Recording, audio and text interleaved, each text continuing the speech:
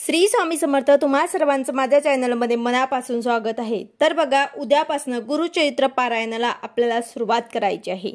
स्वामी पुण्यतिथी निमित्त उद्यापासून सप्ताह सुरू होत आहे। आता ज्यांना गुरुचरित्र पारायण करणं शक्य नसेल तर त्यांनी काय करावं याबद्दलची संपूर्ण माहिती मी तुम्हाला आजच्या व्हिडिओमध्ये सांगणार आहे। व्हिडिओ पूर्ण बघा जेणेकरून तुम्हाला संपूर्ण माहिती मिळेल। जर तुम्ही चॅनलवर नवीन असाल तर चॅनलला सबस्क्राइब करायला मात्र विसरू नका आणि व्हिडिओला लाईक करायला मात्र विसरू नका। तर बघा, स्वामी पुण्यतिथी निमित्त आपल्याला खूप इच्छा आहे गुरुचरित्र पारायण करण्याची, पण आपल्याकडनं होत नसेल कारण मुलं लहान आहे, वर्किंग आहात किंवा गुरुचरित्र पारायणाचे नियम पाळले जाणार नाही तर काय सेवा करावी, तर त्यांनी कुठली सेवा करायची आहे, कुठले काम करायचे आहे जेणेकरून गुरुचरित्र पारायण केल्यासारखं पुण्य मिळेल, आपल्या मनाला खूप प्रसन्न वाटेल, अगदी आपल्याला त्याचं खूप पुण्य मिळेल। तर बघा, गुरुचरित्र पारायण कसे करावे त्यासोबत नियम काय आहे हे सर्व माहिती आपल्या चॅनलवरती आलेली आहे।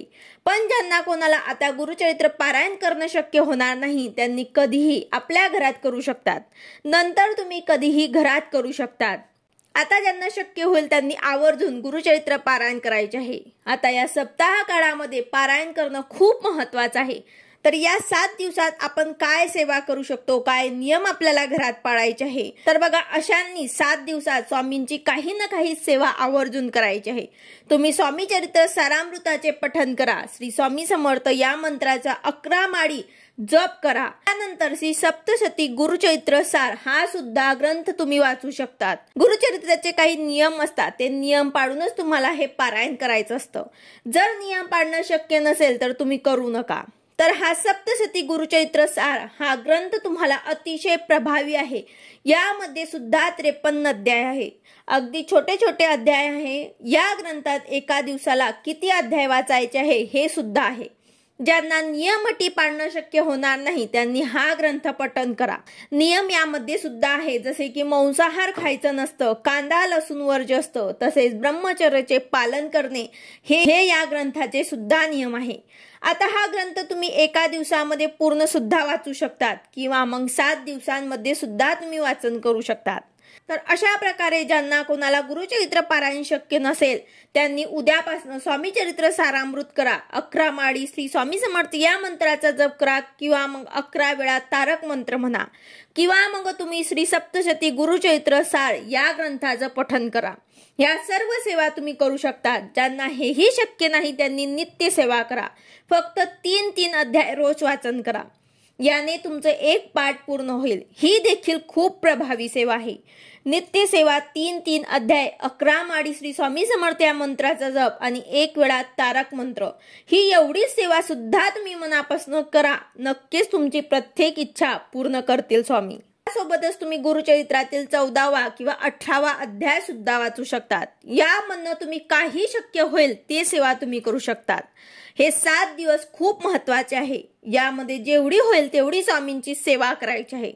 जर तुम्ही छोटी मोठी काही सेवा केली तरी सुद्धा स्वामी तुम्हाला भरभरून देतील। आपण सर्वजण दररोज नित्य नियमाने परमेश्वराची सेवा करतो, परंतु गुरुचरित्राचा पाठ करणं हे सर्वात मोठी आणि श्रेष्ठ सेवा मानली जाते।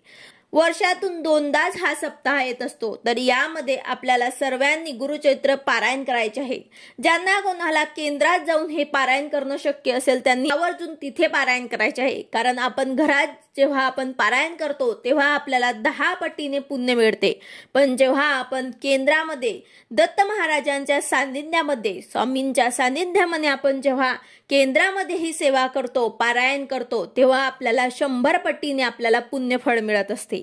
त्याचबरोबर बघा, सप्ताह काळामध्ये प्रहर सुद्धा सेवा केली जाते, तर या सेवेमध्ये सुद्धा तुम्हाला सहभागी व्हायचं आहे। ही सेवा सर्वात प्रभावी आहे। काही तुम्हाला शक्य नसेल, कोणती सेवा करायला तुम्हाला जमत नसेल तर तुम्ही केंद्रामध्ये जा, तिथे थोडा का होईना अर्धा तास 1 तास तिथे जाऊन तुम्ही सेवा करू शकतात। प्रहर सेवेमध्ये काय काय सेवा केल्या जातात, कोणत्या कोणत्या सेवा असतात याबद्दलचा व्हिडिओ सुद्धा आपल्या चॅनलवरती आलेला आहे, तो सुद्धा तुम्ही बघू शकतात। जे शक्य होईल ते सेवा तुम्हाला तिथे करायची आहे। प्रहर सेवा ही एकमेव अशी सेवा आहे जे वर्षातनं 2दाच सप्ताह काळामध्येच केली जाते।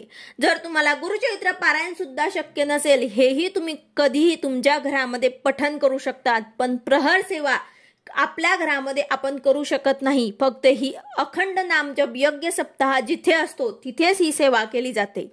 तर आता बघा, या सर्व सेवांमधनं तुम्हाला जेही शक्य होईल ते सेवा तुम्ही आवर्जून या 7 दिवसामध्ये करा. तर या सर्व सेवेमध्ये मनाने एक तरी सेवा केली तरी सुद्धा स्वामी महाराज तुमच्या हाकेला धावून येतील, तुमच्या मनोकामना नक्कीच पूर्ण करतील.